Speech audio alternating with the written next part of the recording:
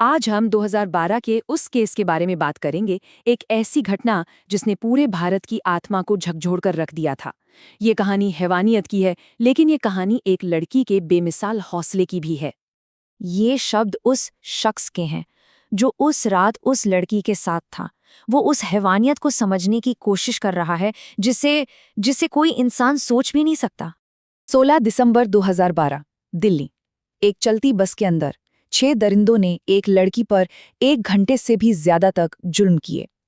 हमला इतना भयानक था कि उसके अंदरूनी अंगों को हाथ से नोचकर बाहर निकाल दिया गया था। ये सिर्फ हमला नहीं था, ये वो दरिंदगी थी जिसकी कोई सीमा नहीं होती।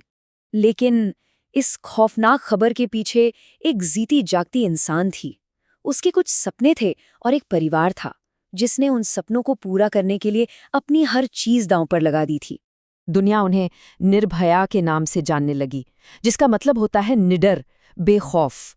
और ये नाम सिर्फ एक नाम नहीं रहा, ये अन्याय के खिलाफ एक आवाज बन गया, एक प्रतीक बन गया।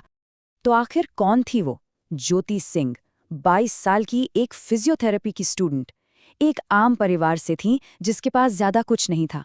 उनका सपना था डॉक्टर बनना, और उनके परिवार ने अपनी जिंदगी भर की कमाई उनकी पढ़ाई में लगा दी थी ताकि उनकी बेटी का सपना पूरा हो सके। करीब 2 हफ्तों तक उन्होंने मौत से जंग लड़ी, और उन आखिरी दिनों में उनका जबरदस्त हौसला और अपने परिवार के लिए उनका प्यार दुनिया ने देखा। सोचिए, उस हालत में भी, जब दर्द की कोई सीमा ना हो, तब भी उनकी फिक्र खुद की नहीं बल्कि अपने परिवार की थी। जब उनके पिता ने उनसे हिम्मत रखने को कहा, तो जानते हैं उन्होंने क्या पूछा? उन्होंने पूछा कि क्या पापा ने खाना खाया है? और जब उनके पिता ने अपना हाथ उनके सिर पर रखा, तो उन्होंने उसे चूम लिया। उस भयानक दर्द के बीच ये एक छोटा सा लम्हा था जो उनके गहरे रिश्ते को बयां करता है। उनकी हिम्मत अब जवाब दे रही थी, शरीर साथ छोड़ रहा था, पर उन्होंने अपनी माँ से बात करने के लिए आखिरी बार हिम्मत जुटाई।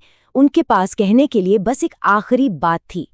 उनके आखिरी शब्द थे, सॉरी मम्मा। एक बेटी की तरफ से माफी, जिसने वो दर्द सहा था जिसकी कोई कल्पना भी नहीं कर सकता।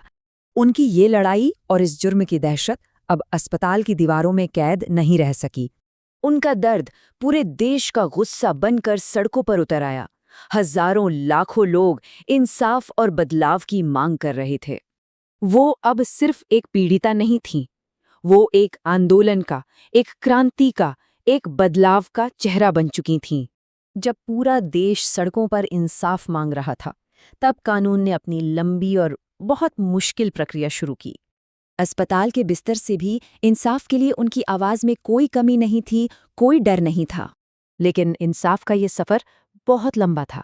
सालों तक कानूनी लड़ाई चली, तारीख पर तारीख पड़ती रही। और फिर उनकी मौत के 7 साल से भी ज्यादा समय बाद 20 मार्च 2020 को उन 4 बालिग दोषियों को आखिरकार फांसी दे दी गई। इंसाफ तो हुआ, लेकिन बहुत देर से। तो सवाल ये है कि इस केस का असर क्या हुआ? आखिर इस एक घटना ने दुनिया को इस कदर झंझोड़ कर क्यों रख दिया? इस केस ने देश को एक आईना दिखाया और कई जरूरी बदलावों के लिए मजबूर किया। औरतों की सुरक्षा को लेकर एक नई बहस शुरू हुई, कानून और सख्त किए गए। आखिर में उनके पिता के शब्द सब कुछ बयां कर देते हैं। वो कहते हैं कि उनकी बेटी ने समाज को उसका असली चेहरा दिखाया है और उन्हें अपनी बेटी पर गर्व है। इस मामले ने पूरे देश को एक ऐसी कड़वी सच्चाई से रूबरू कराया जिसे शायद कोई देखना नहीं चाहता था। और ये अपने पीछे एक सवाल छोड़ गया जो आज भी गूंजता है कि क्या सच में कुछ बदला है?